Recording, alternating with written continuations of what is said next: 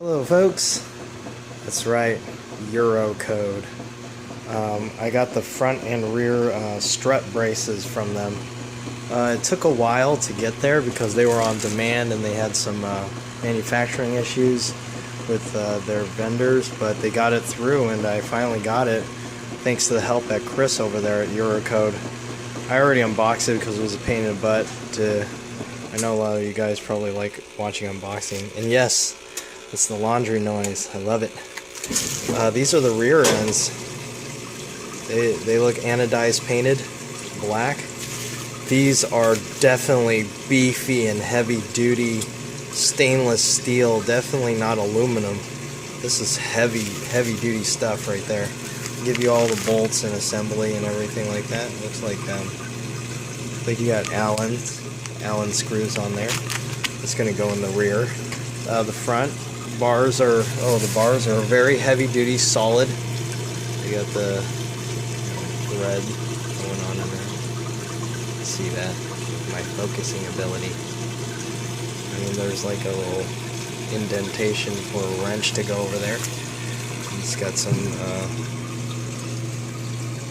rough tactile material and smooth.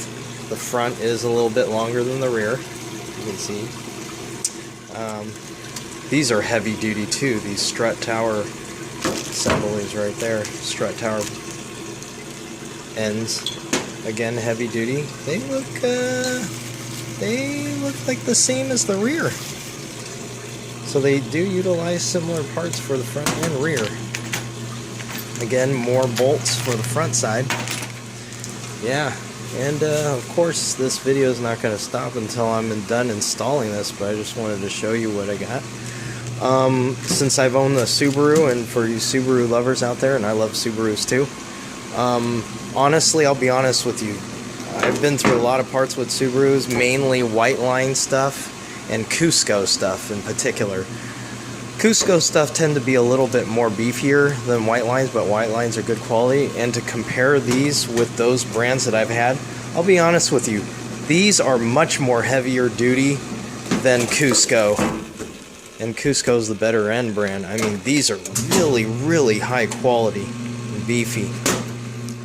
Yeah, that's all I have to say. I mean, they're right up there. They're no cheap eBay brand. You good luck. You can be the Hulk and probably bend these things, but other than that, you're not bending any of those stuff.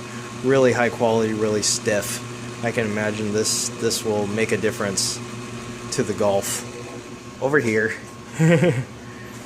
Yep. Now it's going to be a bar across there, and I'm going to do that right now. Okay, so now I cleared out my trunk over here, revealed my little stuff right here, my little anchors. Looked at it carefully.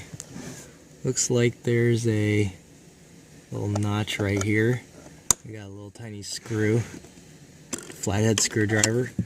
Now it reveals that triple square, which thank God I have a triple square set.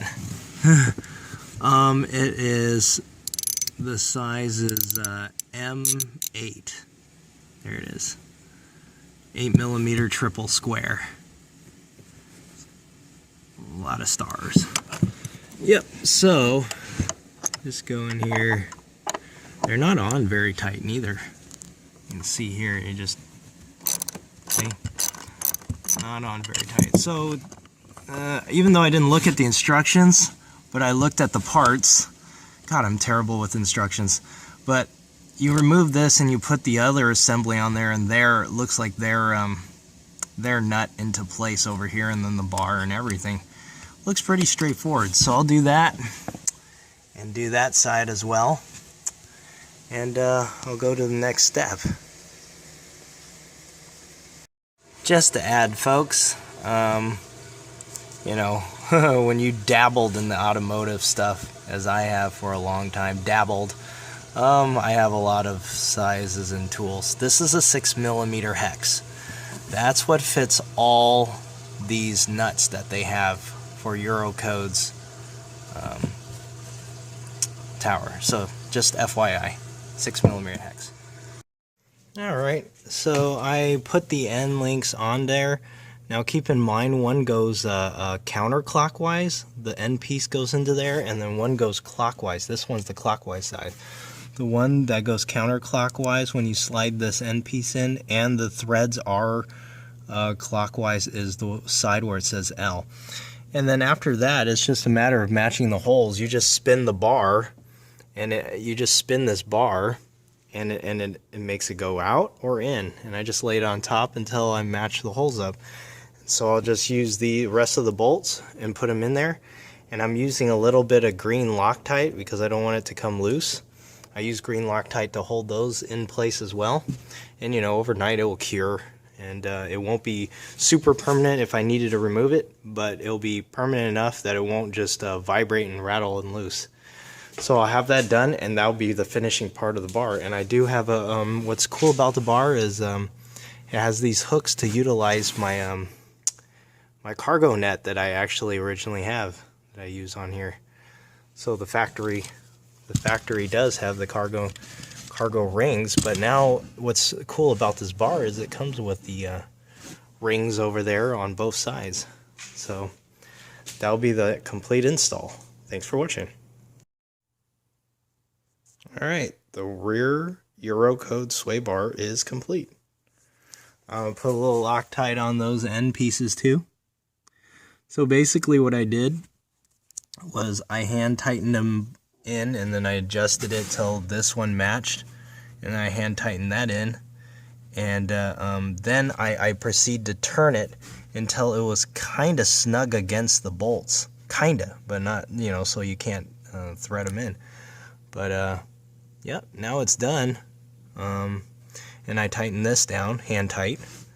Tighten this end down, hand tight, and it is stiff, my friends. So it's heavy duty bar. I mean, you know, the shipping weight on those things were like almost 10 pounds. No, maybe less than that. But it should make a significant difference. And tighten the tunnel here, this open tunnel, a lot better. Alright, thank you.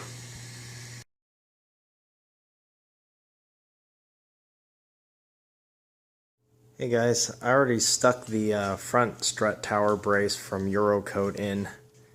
You can see the reflectiveness of the bar in there. It's so clean, it goes in there and it goes right across there. Wanted to note real quick, you do not need to remove the wipers to install this. Instructions even say so, but you just need to remove this molding and then the clips. You can just bend this back and you actually have access, and you just, you know, balance the nut behind there and install the screws, and then install the screws as well over here.